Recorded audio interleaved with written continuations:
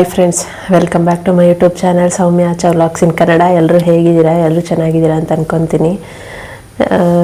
ಇವತ್ತು ಬೆಳಗ್ಗೆನೇ ವ್ಲಾಗ್ನ ಸ್ಟಾರ್ಟ್ ಮಾಡ್ಕೊಂಬಿಟ್ಟಿದ್ದೀನಿ. ಅದಕ್ಕೆ ನಿಧಾನಕ್ಕೆ ಮಾತಾಡ್ತಾ ಇದ್ದೀನಿ, ಜೋರಾಗಿ ಮಾತಾಡ್ತಾ ಇಲ್ಲ. ಮತ್ತು ಯಾಕಪ್ಪ ಇಷ್ಟು ಬೆಳಗ್ಗೆನೇ ವ್ಲಾಗ್ನ ಸ್ಟಾರ್ಟ್ ಮಾಡಿರೋದು ಅಂತಂದರೆ, ನೋಡಿ ಆಚೆ ಇನ್ನೂ ಕತ್ಲೆ ಇದೆ, ಇನ್ನೂ 5:15 ಟೈಮು. ಇವತ್ತು ಶ್ರೀಕೃಷ್ಣ ಜನ್ಮಾಷ್ಟಮಿ ಇದೆ, ಜೊತೆಯಲ್ಲಿ ಶ್ರಾವಣ ಶನಿವಾರ, ಕೊನೆ ಶನಿವಾರ ಅಲ್ವಾ. ಹಂಗಾಗಿ ಇವತ್ತು ವೆಂಕಟರಮಣ ಸ್ವಾಮಿಗೆ ಅಡುಗೆ ಎಲ್ಲ ಮಾಡಿ ಊಟ ಎಲ್ಲ ಇಡಬೇಕಲ್ವ, ಎಡೆ ಹಾಕಬೇಕು ದೇವ್ರಿಗೆ. ಹಾಗಾಗಿ ನಮ್ಮ ಬೇಗನೆ ಎದ್ದೇಳು ಅಂತ ಹೇಳಿದರು. ಅದಕ್ಕೆ ಬೇಗನೆ ಎಚ್ಚರ ಆಗೋಯ್ತು, 4:45ಗೆ ಎಚ್ಚರ ಆಗೋಯ್ತು.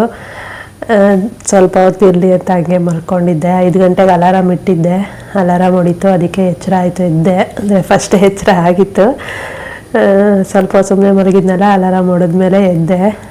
ಇನ್ನು ಎದ್ಬಿಟ್ಟು ಕೆಲಸಗಳು ಮಾಡ್ಕೊಂಬಿಡೋಣ ಬೇಗ ಅಂತ. ಬೇಗ ಅಡುಗೆಗಳು ಮಾಡ್ಕೊಬೇಕು. ಅಡುಗೆಗಳು ಮಾಡಿಕೊಂಡು ಇನ್ನು ದೇವರಿಗೆಲ್ಲ ರೆಡಿ ಮಾಡಬೇಕು. ಇನ್ನು ಪೂಜೆ ಎಲ್ಲ ಆದಮೇಲೆ ದೇವಸ್ಥಾನಕ್ಕೂ ಹೋಗಿ ಬರೋದಿದೆ.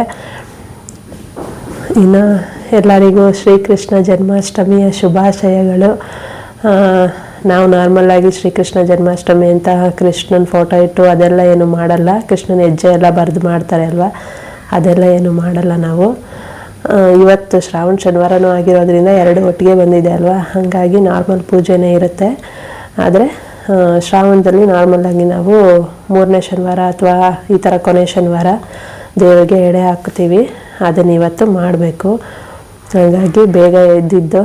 ಇನ್ನು ಆಚೆ ಕತ್ಲೆ ಇದೆ. ಎದ್ದಿದ್ದಾರೆ ಸುಮಾರು ಜನ, ನಮ್ಮ ಏರಿಯಾದಲ್ಲಿ ಬೇಗನೆ ಎದ್ದುಬಿಡ್ತಾರೆ.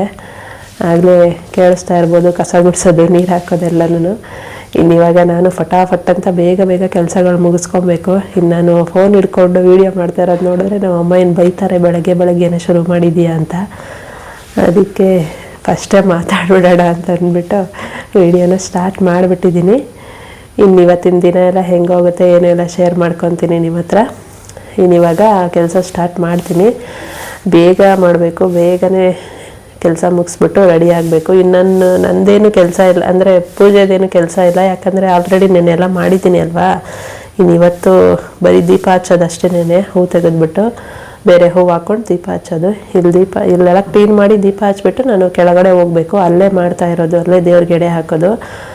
ಇನ್ನು ಮೇಲೆ ಏನು ಮಾಡ್ತಾಯಿಲ್ಲ. ಒಂದೇ ಕಡೆ ಮಾಡಿದ್ರೆ ಸಾಕು ಅಂತ ಅಂದ್ಬಿಟ್ಟು ಅಲ್ಲೇ ಮಾಡ್ತಾ ಇರೋದು. ಇನ್ನಿವಾಗ ಕೆಲಸನ ಫಟಾಫಟ್ ಅಂತ ಸ್ಟಾರ್ಟ್ ಮಾಡಿ ಬೇಗ ಪೂಜೆ ಮಾಡಬೇಕು.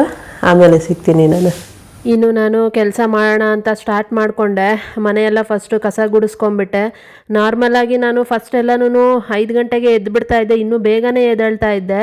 ಇತ್ತೀಚೆಗೆ ಸ್ವಲ್ಪ ಅಭ್ಯಾಸ ತಪ್ಪೋಗಿದೆ, ಲೇಟಾಗಿ ಎದ್ದೇಳ್ತಾ ಇದ್ದೀನಿ. ಸ್ವಲ್ಪ ಚಳಿ ಇರೋದ್ರಿಂದ ಒಂದು 6 ಗಂಟೆ 6:15 ಆ ಥರ ಎದ್ದುಬಿಡ್ತೀನಿ.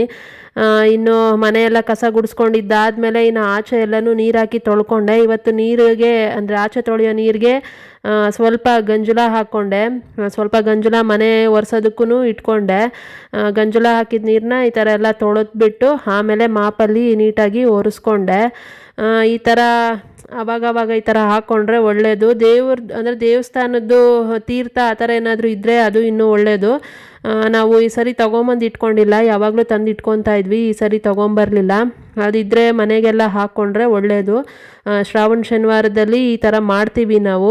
ಮುಂಚೆ ಶನಿವಾರನೇ, ಅಂದರೆ ಲಾಸ್ಟ್ ಶನಿವಾರದಲ್ಲೇ ಹೋಗಿ ದೇವಸ್ಥಾನದಲ್ಲಿ ತೀರ್ಥ ತೊಗೊಂಬಂದು ಇಟ್ಕೊಂಡು ಅದನ್ನು ಯಾವಾಗ ನಾವು ದೇವ್ರಿಗೆ ಎಡೆ ಇಡ್ತೀವಲ್ಲ ಆ ದಿನ ನಾವು ಮನೆಗೆಲ್ಲನೂ ಚುಮ್ಕಿಸ್ಕೊತೀವಿ. ಇಲ್ಲ ಮನೆ ಒರೆಸೋ ನೀರಿಗೆ ಹಾಕ್ಕೊಳ್ಳೋದು ಆ ಥರ ಏನೋ ಒಂದು ಮಾಡ್ತೀವಿ. ಈ ಸರಿ ಹೋಗಲಿಲ್ಲ, ತಗೊಂಡು ಬರಲಿಲ್ಲ. ಅಂದರೆ ದೇವಸ್ಥಾನಕ್ಕೆ ಹೋಗಿದ್ವಿ ಅನಿಸುತ್ತೆ, ಮರ್ತೇ ಹೋಗಿದ್ದೀನಿ ನಾನು. ದೇವಸ್ಥಾನಕ್ಕೆ ಹೋಗಿದ್ದೀವಿ ಅಂತ ಅನಿಸುತ್ತೆ, ಆದರೆ ತೀರ್ಥ ಇಸ್ಕೊಂಬಂದಿಲ್ಲ ಅಷ್ಟೇನೆ. ಇನ್ನು ಆಚೆ ಎಲ್ಲ ಒರೆಸ್ಕೊಂಡಿದ್ದು ಆದಮೇಲೆ ಹೊಸಲಿಗೆಲ್ಲ ಅರಿಶಿನ ಕುಂಕುಮ ಇಟ್ಬಿಟ್ಟು ರಂಗೋಲಿನೂ ಬಿಡಿಸ್ಕೊಂಡೆ. ಸಿಂಪಲ್ಲಾಗಿ ಮಾಮೂಲಿಯಾಗಿ ರಂಗೋಲಿನೇ. ಚಿಕ್ಕ ಹುಡುಗರಲ್ಲಿ ನಾವು ಈ ರಂಗೋಲಿನ ಜಾಸ್ತಿ ಹಾಕಿರ್ತೀವಿ.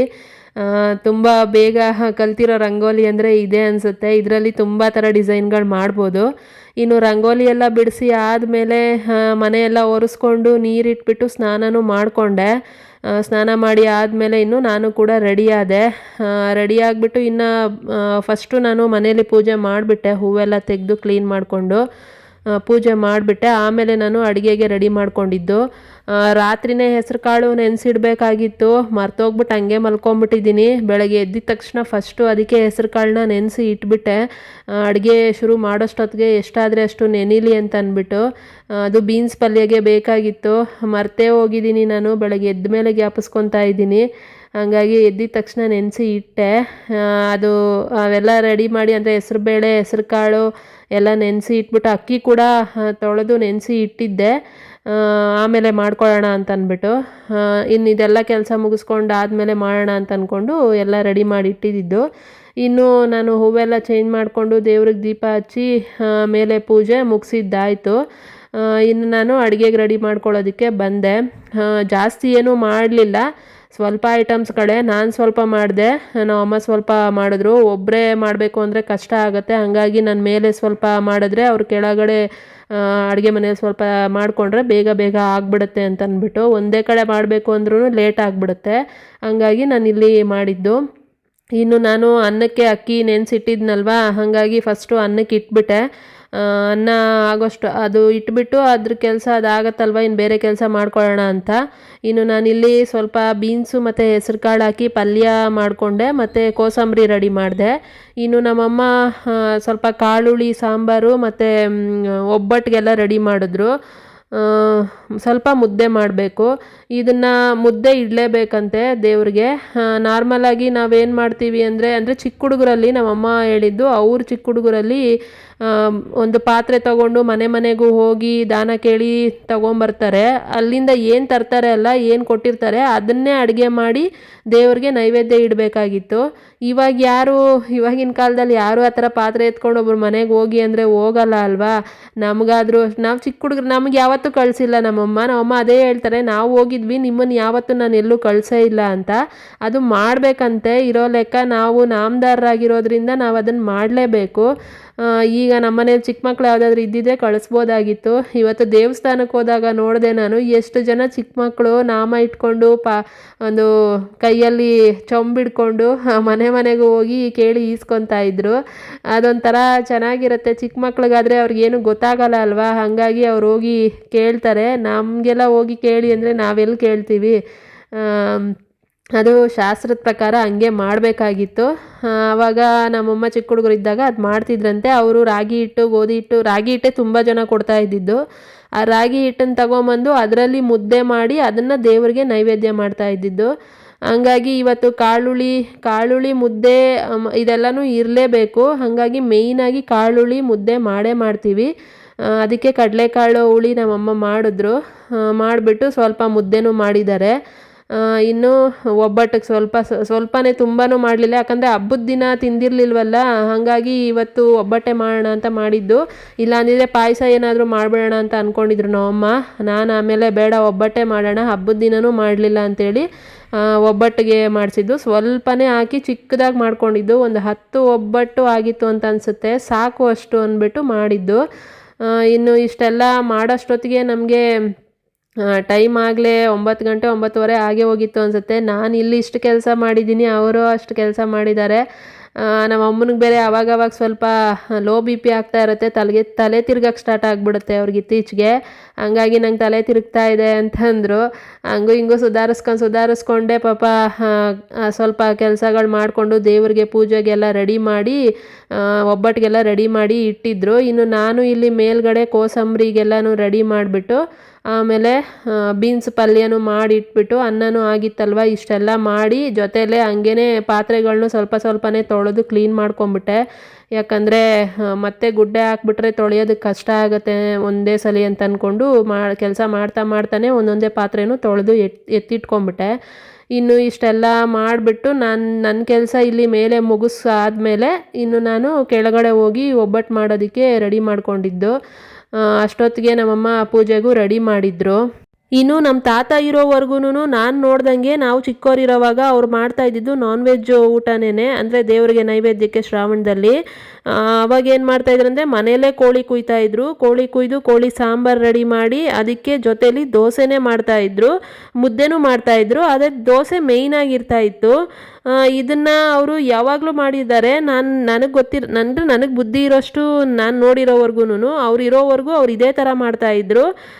ಕೋಳಿನ ಮನೇಲೇ ಕುಯ್ಯೋರು. ಕೋಳಿ ಕುಯ್ದಾಗ ನಮ್ಮನ್ನು ಯಾರನ್ನೂ ಮನೆ ಒಳಗೆ ಬಿಡ್ತಾ ಇರಲಿಲ್ಲ. ನಾವು ನೋಡಿದ್ರೆ ಏನು ಹೆದರ್ಕೊತೀವಿ ಅಂತನೋ ಏನೋ ಗೊತ್ತಿಲ್ಲ, ನೋಡಬೇಡಿ ಹೋಗ್ರಿ ಅಂತ ಅಂದ್ಬಿಟ್ಟು ಆಚೆ ಕಳಿಸ್ಬಿಡೋರು. ನಮ್ಮನ್ನು ಕಳಿಸ್ಬಿಟ್ಟು ಅವರೊಂದು ರೂಮಲ್ಲಿ ಕೂತ್ಕೊಂಡು ಕೋಳಿನ ಕುಯ್ದು ಕ್ಲೀನ್ ಮಾಡಿ ಅವರೇ ಮಾಡೋರು, ಎಲ್ಲನೂ ಕ್ಲೀನ್ ಮಾಡಿ ಆಮೇಲೆ ನಮ್ಮ ಅಜ್ಜಿ ಸಾಂಬಾರು ಮಾಡೋರು. ಸಾಂಬಾರು ಮಾಡಿ ಆದಮೇಲೆ ಇನ್ನು ದೋಸೆ ಮಾಡೋರು, ಮುದ್ದೆ ಮಾಡೋರು, ಇಷ್ಟೆಲ್ಲ ಮಾಡೋರು. ಮಾಮೂಲಿ ನನ್ನ ಅದೆಲ್ಲನೂ ಇರ್ತಾಯಿತ್ತು. ಇದೆಲ್ಲ ಮಾಡಿ ದೇವ್ರಿಗೆ ನೈವೇದ್ಯ ಮಾಡೋರು. ಆಮೇಲೆ ಅದಕ್ಕೂ ನಮ್ಮ ಅಜ್ಜಿ ಅಡುಗೆ ಮಾಡೋ ಟೈಮಲ್ಲಿ ನಮ್ಮ ತಾತ ಗಂಧದ ಚಕ್ಕೆ ಮೇಲೆ ಗಂಧನ ತೇದ್ಬಿಟ್ಟು ಎಲ್ಲರ ಹಣೆಗೂ ನಾಮ ಇಡ್ತಾಯಿದ್ರು. ಇದನ್ನು ಕಂಪಲ್ಸರಿ ಮಾಡ್ತಾನೆ ಇದ್ರು ಅವರು. ಮನೆಯಲ್ಲೇ ಗಂಧದ ಚಕ್ಕೆನಲ್ಲಿ ಗಂಧ ತೇದ್ಬಿಟ್ಟೆ ಹಣೆಗೆ ಇಡ್ತಾ ಇದ್ದಿದ್ದು ನಮಗೆಲ್ಲನೂ. ಇಟ್ಬಿಟ್ಟು ಇನ್ಯಾರು ಗಂಡು ಮಕ್ಳು ಇರ್ತಾರೆ ಅವ್ರಿಗೆ ಕೊಡೋರು, ಚೊಂಬು ಕೊಟ್ಟು ಕಳಿಸೋರು. ಹೆಣ್ಮಕ್ಳನ್ನ ಕಳಿಸ್ತಾ ಇರಲಿಲ್ಲ ತಗೊಂಬನ್ನಿ ಅಂತ ಅಂದ್ಬಿಟ್ಟು. ಗಂಡು ಮಕ್ಳಿದ್ರೆ ಮಾತ್ರ ಕಳಿಸೋರು. ಇದಿಷ್ಟು ಮಾಡೋರು. ಇದು ನಾನು ಚಿಕ್ಕವಳಿರೋವಾಗ ನೋಡಿದ್ದು. ಅವ್ರು ಇರೋವರೆಗೂ ಇದನ್ನೇ ಮಾಡಿದ್ರು. ಅವರು ಹೋದ್ಮೇಲೆ ಇನ್ನು ಯಾರು ನಮ್ಮ ಮಾವನವ್ರು ಯಾರೂ ಮಾಡಿದ್ರು ಅನಿಸುತ್ತೆ. ಒಂದೆರಡು ಸತಿ ಮಾಡಿದಾರೋ ಏನೋ. ಸೆಂಟ್ರಲ್ಲಿ ಅವರು ಚೇಂಜಸ್ಗಳು, ಇಲ್ಲ ನಾನ್ ವೆಜ್ ಇಡಬಾರ್ದು, ವೆಜ್ ಮಾಡಬೇಕು ಅಂತೆಲ್ಲ ಮಿಕ್ಸ್ ಮಾಡ್ಕೊಂಬಿಟ್ರು. ಯಾರು ಸರಿಯಾಗಿ ಮಾಡೋಕ್ಕೆ ಹೋಗಲಿಲ್ಲ. ಹಂಗಾಗಿ ಇವಾಗಲೂ ಅವರಿಗೆ ಕನ್ಫ್ಯೂಷನ್ನೇ, ವೆಜ್ ಇಡಬೇಕಾ ನಾನ್ ವೆಜ್ ಇಡಬೇಕಾ ಅಂತ ಅಂದ್ಕೊಂಡು. ನಮ್ಮ ತಾತ ಮಾತ್ರ ಯಾವಾಗಲೂ ನಾನ್ ವೆಜ್ಜೇ ಇಡ್ತಾ ಇದ್ದಿದ್ದು. ಇನ್ನು ನಮಗೆ ಗೊತ್ತಿದ್ದಂಗೆ ನಮ್ಮಪ್ಪ ಅವರು ಯಾರೂ ನಾನ್ ವೆಜ್ ಇಡಲ್ಲ, ಅವರು ವೆಜ್ಜೇ ಇಡ್ತಾರೆ. ಹಾಗಾಗಿ ನಾವು ಕೂಡ ವೆಜ್ಜೇನೇ, ಸ್ವೀಟೇ ಮಾಡೋದು ಯಾವಾಗೂ. ಹಂಗಾಗಿ ಇವತ್ತು ನಮ್ಮ ಮನೇಲಿ ಕೂಡ ಸ್ವೀಟ್ ಊಟನೇ. ಇನ್ನು ನಾನು ಫಸ್ಟ್ಗೆ ಕೋಸಂಬರಿ ಮಾಡಿದ್ದು. ಕೋಸಂಬರಿಗೆ ಒಂದು ಸೌತೆಕಾಯಿನ ಸಣ್ಣದಾಗಿ ಹೆಚ್ಚು ಹಾಕ್ಕೊಂಡಿದ್ದೀನಿ, ಒಂದು ಕ್ಯಾರೆಟ್ನ ತುರಿದು ಹಾಕ್ಕೊಂಡಿದ್ದೀನಿ, ಸ್ವಲ್ಪ ಕಾಯಿ ತುರಿ ತುರಿದು ಹಾಕ್ಕೊಂಡಿದ್ದೀನಿ, ಜೊತೆಲಿ ಹೆಸರುಬೇಳೆನೂ ಹಾಕ್ಕೊಂಡಿದ್ದೀನಿ. ಹೆಸರುಬೇಳೆ ಇವತ್ತು ನಮ್ಮ ಅಮ್ಮನೂ ಬೆಳಗ್ಗೆ ನೆನೆಸ್ಬಿಟ್ಟಿದ್ದಾರೆ, ನಾನು ಕೂಡ ನೆನೆಸ್ಬಿಟ್ಟಿದ್ದೆ. ಹಂಗಾಗಿ ಸ್ವಲ್ಪ ಹೆಸರುಬೇಳೆ ಜಾಸ್ತಿನೇ ಆಗೋಯ್ತು. ಇನ್ನು ಹೆಸರುಬೇಳೆನೂ ಹಾಕ್ಕೊಂಡಾದ್ಮೇಲೆ ಸ್ವಲ್ಪ ಕೊತ್ತಂಬರಿ ಸೊಪ್ಪನ್ನು ಕಟ್ ಮಾಡಿ ಹಾಕ್ಕೊಂಡೆ.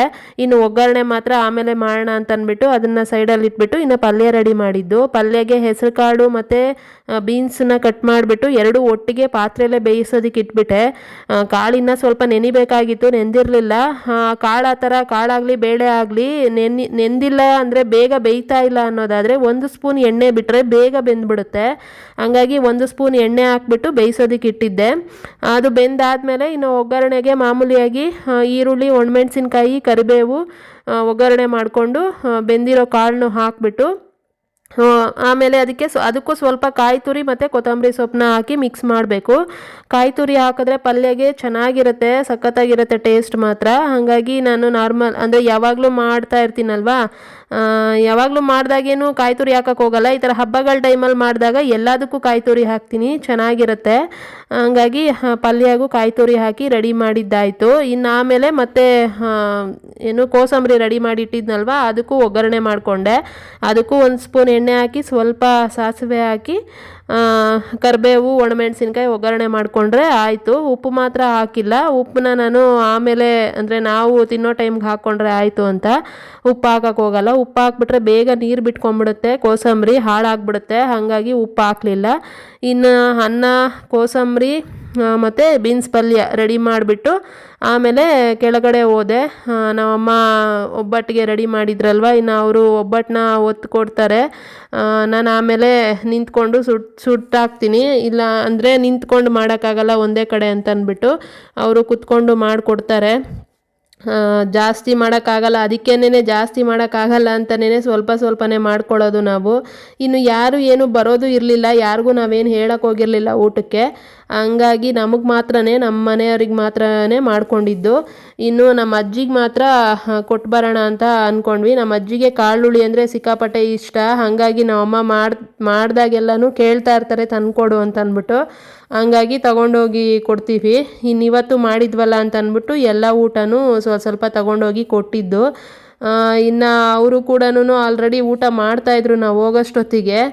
ಅವರು ಇವತ್ತು ಹೇಳಿದ್ನಲ್ವ, ಅವ್ರು ನಾನ್ ವೆಜ್ ತಿಂತಾರೆ ಅಂತ ಅಂದ್ಬಿಟ್ಟು. ಹಂಗಾಗಿ ಇವತ್ತು ಮೊಟ್ಟೆ ಬುರ್ಜಿ ಮಾಡಿಕೊಂಡು ತಿಂತಾಯಿದ್ರು. ನಮ್ಮಮ್ಮ ಇವತ್ತು ಯಾಕೆ ಮಾಡಿದೆ ಅಂತ ಕೇಳ್ತಾಯಿದ್ರು. ನಾವು ಮಾಡ್ತೀವಿ ತಾನೇ, ನಾವು ದೇವ್ರಿಗೆ ಅದನ್ನೇ ತಾನೇ ಇಡ್ತಾ ಇದ್ದಿದ್ದು, ನಾನ್ ವೆಜ್ಜೇನೇ. ಹಂಗಾಗಿ ನಾನು ಸ್ವಲ್ಪ ಮೊಟ್ಟೆನ ಮಾಡಿಕೊಂಡೆ, ಬುರ್ಜಿ ಮಾಡಿಕೊಂಡೆ ಅಂತಂದರು. ಸರಿ ಅಂತ ಅಂದ್ಬಿಟ್ಟು ಇನ್ನೇನು ಮಾತಾಡಲಿಲ್ಲ. ನಾವು ಊಟ ಕೊಟ್ಬಿಟ್ಟು ಬಂದ್ವಿ. ದೇವಸ್ಥಾನಕ್ಕೆ ಹೋಗಿದ್ವಲ್ಲ, ಆವಾಗ ಹಾಗೆ ಹೋಗ್ತಾ ಕೊಟ್ಬಿಟ್ಟು ಹೋಗಿದ್ದು. ಇನ್ನು ಹೋಳಿಗೆನ ಪ್ಲಾಸ್ಟಿಕ್ ಕವರ್ ಮೇಲೆ ತಟ್ತಾ ಇದ್ದೀವಿ ಅಂತ ಏನು ಅನ್ಕೊಳಕ್ಕೆ ಹೋಗಬೇಡಿ. ಅದು ಬಟರ್ ಪೇಪರು ಅಥವಾ ಹೋಳಿಗೆ ಪೇಪರ್ ಎಲ್ಲ ಸಿಗುತ್ತೆ ಅಲ್ವಾ, ಅದು ತಗೊಂಬಂದಿಲ್ಲ, ತರಬೇಕು. ಸದ್ಯಕ್ಕೆ ಅರ್ಜೆಂಟಾಗಿ ಸಿಕ್ಕಿದ್ದು ಪ್ಲಾಸ್ಟಿಕ್ ಪೇಪರೇ, ಹಾಗಾಗಿ ಅದನ್ನೇ ತೊಳೆದ್ಬಿಟ್ಟು ಅದ್ರ ಮೇಲೇ ನೀಟಾಗಿ ತಟ್ಕೊತಾ ಇದ್ದಾರೆ. ಏನು ಬಾಳೆ ಎಲೆ ಮೇಲೆ ಮಾಡ್ಬೋದು, ಆದರೆ ಅಷ್ಟು ಸರಿಯಾಗಿ ಬರಲ್ಲ. ಬಾಳೆ ಎಲೆ ಎತ್ತಿ ತೆಗಿಯೋಷ್ಟೊತ್ತಿಗೆ ಕಿತ್ತೋಗ್ಬಿಡುತ್ತೆ, ಹಾಗಾಗಿ ಪ್ಲಾಸ್ಟಿಕ್ ಪೇಪರ್ ಮೇಲೆ, ಪ್ಲಾಸ್ಟಿಕ್ ಕವರ್ ಮೇಲೆ ಮಾಡಿದ್ದು. ಅದೊಂದು ತಂದು ಇಟ್ಕೊಬೇಕು. ಇನ್ನು ಹೋಳಿಗೆ ನಮ್ಮ ಮನೇಲಿ ಇವತ್ತು ಈ ಥರ ಇತ್ತು. ಚೆನ್ನಾಗಿತ್ತು. ಒಟ್ಟಿನಲ್ಲಿ ನನಗೆ ಇಷ್ಟ ಆಗುತ್ತೆ. ನಮ್ಮ ಮನೆಯವ್ರು ತಿನ್ನಲ್ಲ ಬೇಳೆ ಹೋಳಿಗೆನ, ಅವರಿಗೆ ಕಾಯಿ ಒಬ್ಬಟ್ಟು ಅಂದರೆ ಇಷ್ಟ. ಬೇಳೆ ಹೋಳಿಗೆನ ಅವರು ತಿನ್ನಲ್ಲ, ತಿಂದರೆ ಒಂದು ತಿಂತಾರೆ ಅಷ್ಟೇನೆ. ನನಗೆ ಇಷ್ಟ ಬೇಳೆ ಹೋಳಿಗೆ. ಏನಂದರೆ ಮಾಡಿದ ದಿವಸ ತಿನ್ನೋದಕ್ಕಿಂತ ಮಾಡಿ ಆದಮೇಲೆ ಮಾರನೇ ದಿನ, ಒಂದು ದಿನ ಆದಮೇಲೆ ಅದು ತಿನ್ನೋದಕ್ಕೆ ಟೇಸ್ಟು ಚೆನ್ನಾಗಿರುತ್ತೆ. ನಾನು ಮಾಡಿದ ದಿವಸ ತಿಂತೀನಿ, ಬಿಸಿ ಬಿಸಿಯಾಗಿ ತುಪ್ಪ ಹಾಕ್ಕೊಂಡು ತಿನ್ನೋದಕ್ಕೆ ಸಖತ್ತಾಗಿರುತ್ತೆ. ಹಾಗಾಗಿ 1-2 ತಿಂದ್ಬಿಡ್ತೀನಿ. ಅದಾದಮೇಲೆ ಮಾರನೇ ದಿನ ಕೇಳ್ತಾ ಇರ್ತೀನಿ.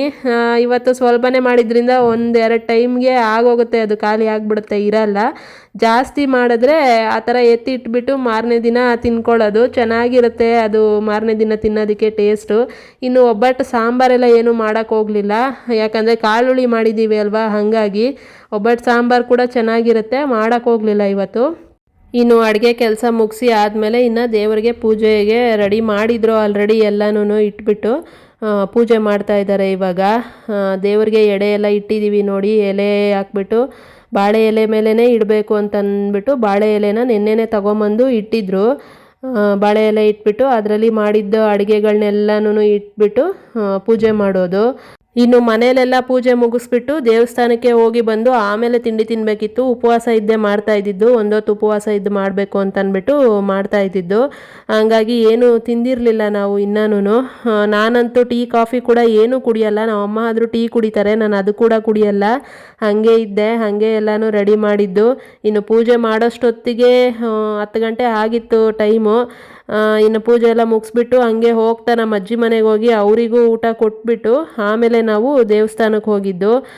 ಇನ್ನು ನಮ್ಮ ಅಜ್ಜಿ ಆಗಲೇ ತಿಂಡಿ ತಿಂತಾ ಇದ್ದರು. ಇವಾಗ ತೊಗೊಂಬಂದಿದ್ದೀಯಾ ಅಂತಂದರು. ಇನ್ನೇನು ಮಾಡೋದು, ಲೇಟ್ ಆಗಿತ್ತಲ್ವಾ. ಆದಷ್ಟು ನಾವು ಅಂದ್ಕೊಂಡಿದ್ದ ಟೈಮ್ಗೆ ಮಾಡಿದ್ದೀವಿ ಇವತ್ತು. ಇನ್ನು ಅವರಿಗೆ ಕೊಟ್ಟಾದಮೇಲೆ ನಾವಿನ್ನು ದೇವಸ್ಥಾನಕ್ಕೆ ಹೋದ್ವಿ. ದೇವಸ್ಥಾನದಲ್ಲಿ ಇವತ್ತು ಅಲಂಕಾರ ಚೆನ್ನಾಗಿ ಮಾಡಿದ್ರು. ಶ್ರೀಕೃಷ್ಣ ಜನ್ಮಾಷ್ಟಮಿ ಆಗಿದ್ದರಿಂದ ಯಾರೋ ಒಬ್ಬರು ಉತ್ಸವ ಮೂರ್ತಿ ಇರುತ್ತಲ್ವ, ಅದಕ್ಕೆ ಕೃಷ್ಣನ ಅಲಂಕಾರ ಮಾಡಿಸಿ ಪೂಜೆಗೆ ರೆಡಿ ಮಾಡ್ತಾಯಿದ್ರು. ಆದರೆ ವಿಡಿಯೋ ಮಾಡ್ಕೊಳಕ್ಕಾಗಲಿಲ್ಲ, ಯಾಕಂದರೆ ಎಲ್ಲ ಅಡ್ಡ ನಿಂತ್ಕೊಂಡು ಅಲಂಕಾರ ಮಾಡ್ತಾಯಿದ್ರು. ನನಗೆ ಅಷ್ಟಕ್ಕೆ ಎಷ್ಟು ಕಾಣಿಸ್ತೋ ಅಷ್ಟು ಮಾತ್ರ ನೋಡಿದೆ, ವಿಡಿಯೋ ಮಾಡೋಕ್ಕಾಗಲಿಲ್ಲ. ಇನ್ನು ದೇವ್ರನ್ನ ಮಾತ್ರ ಅಲಂಕಾರ ಸಖತ್ತಾಗಿ ಮಾಡಿದ್ರು. ದೇವ್ರನ್ನ ಕಣ್ತುಂಬ ನೋಡ್ಕೊಂಡಿದ್ದಾಯಿತು. ಇನ್ನು ನಾವು ಕೂಡ ಅರ್ಚನೆ ಪೂಜೆ ಎಲ್ಲ ಮಾಡಿಸ್ಕೊಂಡ್ವಿ. ಮನೆಯವ್ರ ಹೆಸರೆಲ್ಲ ಹೇಳ್ಬಿಟ್ಟು ಅರ್ಚನೆ ಮಾಡಿಸ್ಕೊಂಡ್ವಿ. ಇನ್ನು ಅರ್ಚನೆ ಪೂಜೆ ಎಲ್ಲ ಮಾಡಿಕೊಂಡು ದೇವಸ್ಥಾನನೆಲ್ಲ ಒಂದು 3 ರೌಂಡ್ ಹಾಕ್ಕೊಂಡು ಪ್ರಸಾದ ತಗೊಂಡು ಬಂದ್ವಿ ಮನೆಗೆ ಬಂದಾದಮೇಲೆ ಇನ್ನು ತಿಂಡಿ ತಿನ್ನಬೇಕಿತ್ತಲ್ವ. ಇನ್ನು ಒಂದೇ ಸರಿ ನಾನು ಬಾಳೆ ಎಲೆನಲ್ಲೇ ಹಂಗೆ ತೋರಿಸ್ಬೇಕಿತ್ತಲ್ವ ಏನೇನು ಮಾಡಿದ್ದೀವಿ ಅಂತಂದ್ಬಿಟ್ಟು, ಹಾಗಾಗಿ ಬಾಳೆ ಎಲೆನ ಹಾಕ್ಬಿಟ್ಟು ಬಾಳೆ ಎಲೆ ಮೇಲೆ ಎಲ್ಲನೂ ಜೋಡಿಸಿ ವಿಡಿಯೋ ಮಾಡಿಕೊಂಡೆ. ಇನ್ನು ದೇವ್ರ ಹತ್ರ ನೈವೇದ್ಯ ಇಟ್ಟಿರೋದು ಕೂಡ ನಾವು ಎತ್ಕೊಂಡು ತಿನ್ನಬೇಕು, ಹಾಗಾಗಿ ಅದು ಸ್ವಲ್ಪ ತಗೊಂಡು ತಿಂದಿದ್ದೀನಿ. ಇನ್ನು ಇದು ನಮ್ಮ ಮನೆಯ ಹಬ್ಬದ ಊಟ ಇವತ್ತೊಂದು. ಶ್ರಾವಣ ಶನಿವಾರದ ಹಬ್ಬದ ಊಟ ಸ್ವಲ್ಪನೇ ಇದೆ. ಸದ್ಯಕ್ಕೆ ಅಷ್ಟು ಮಾಡೋಷ್ಟೊತ್ತಿಗೆ ನಮಗೆ ಸಾಕಾಗಿತ್ತು. ಬೆಳಗ್ಗೆ ಒಟ್ಟಿನಲ್ಲಿ ನಾವು ಅಂದ್ಕೊಂಡಿದ್ದ ಟೈಮ್ಗೆ ಪೂಜೆನೂ ಆಯಿತು, ಎಲ್ಲನೂ ಆಯಿತು, ಸಮಾಧಾನ ಆಯಿತು. ಶ್ರಾವಣ ಶನಿವಾರ ಮಾಡಿದ್ದಾಯಿತು. ಇನ್ನು ಇದು ನಮ್ಮ ಮನೆಯ ಶ್ರಾವಣ ಶನಿವಾರದ ಹಬ್ಬದ ಊಟ. ಹೆಂಗಿತ್ತು ನನ್ನ ವಿಡಿಯೋ ಅಂತ ಕಮೆಂಟ್ ಮಾಡಿ ಹೇಳಿ. ನನ್ನ ವಿಡಿಯೋ ನಿಮಗೇನಾದರೂ ಇಷ್ಟ ಆಗಿದರೆ ಪ್ಲೀಸ್ ಒಂದು ಲೈಕ್ ಮಾಡಿ, ಶೇರ್ ಮಾಡಿ, ಸಬ್ಸ್ಕ್ರೈಬ್ ಮಾಡ್ಕೊಳ್ಳಿ. ವಿಡಿಯೋದಲ್ಲಿ ಏನಾದರೂ ಮಿಸ್ಟೇಕ್ಸ್ ಇದ್ದರೆ ಕಮೆಂಟ್ ಮಾಡಿ ಹೇಳಿ. ನೆಕ್ಸ್ಟ್ ವ್ಲಾಗಲ್ಲಿ ಸಿಗ್ತೀನಿ ನಾನು. Bye bye, take care. Happy Krishna Janmashtami, Shravana ಶನಿವಾರ ಎಲ್ಲರಿಗೂ ಒಳ್ಳೆಯದಾಗಲಿ. ಬಾಯ್ ಬಾಯ್.